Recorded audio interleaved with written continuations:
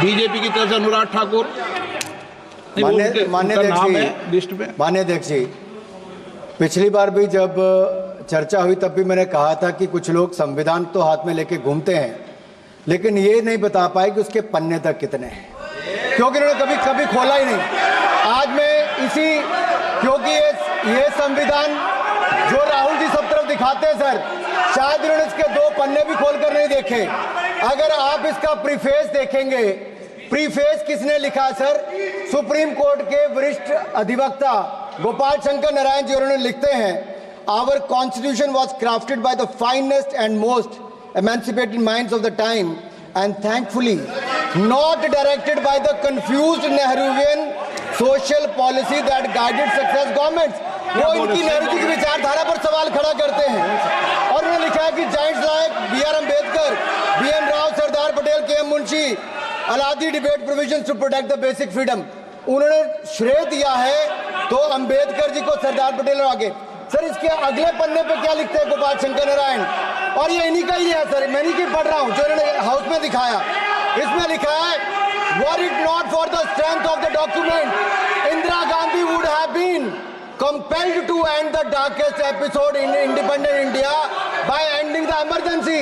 यानी कि संविधान की ताकत थी जिन्होंने इंदिरा गांधी जी की इमरजेंसी को खत्म किया था, तो ये संविधान की ताकत थी। और ये आपके इसके अंदर लिखा है, राहुल जी जो आप लेकर घूमते हो, कभी खोल के पढ़ो तो सही, कभी पढ़ा भी नहीं आपने। और इसमें आगे लिखा है सर, आप चेयर को बोलो, अधिकार दिया है, चेयर को बोलो, माननीय सदस्य चेयर को जी। इधर नहीं डाल। अध्यक्ष जी, ये जो राहुल जी कॉपी लेकर घूमते हैं, इसी पे लिखा है कि इंदिरा गांधी जी की यातनाएं और इमरजेंसी को खत्म किया तो बाबा साहब अम्बेडकर के संविधान ने गरीब से गरीब व्यक्ति को उसका काम दिया। सर आप इसके प्रीफेस पे जाइए, सर आप इसके प्रीफेस के बाद फॉरवर्ड जो लिखा सर, ये भी सुप्रीम कोर्ट के बहुत बड़े वकील है, उन्होंने क्या लिखते हैं सर कि जब संविधान बना उसके बाद सर, देश आजाद होने के बाद पहले दिन से ही लेजिस्लेटिव और हमारी ब्यूरोक्रेसी सर, हमारी दोनों ने ही जुडिशरी के साथ सींग फंसा के रखे, जुडिशरी को नीचे दिखाने की बात की। सर ये मैं नहीं कह रहा, ये वही किताब कह रही है जो राहुल गांधी हाथ में लेकर घूम रहे हैं। सर मैं पढ़ के सुनाता हूँ, from the earliest years itself the legislative wing and the executive wing of the state on the one hand confronted the judicial wing on the other with the accusation that they had vastly approached upon the powers not given to them but given to the executive। The then law minister on 28th October 1976 issued a strident warning to the judges of the Supreme Court and I quote, sir मैं quote कर रहा हूँ, an atmosphere of the confrontation was sought to be created by those whose duty it was to see that they did not encroach upon the field which did not legitimately belong to them।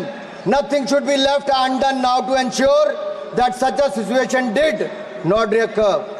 If even after the amendments confrontation continues, then I think it will be a bad day for the judiciary।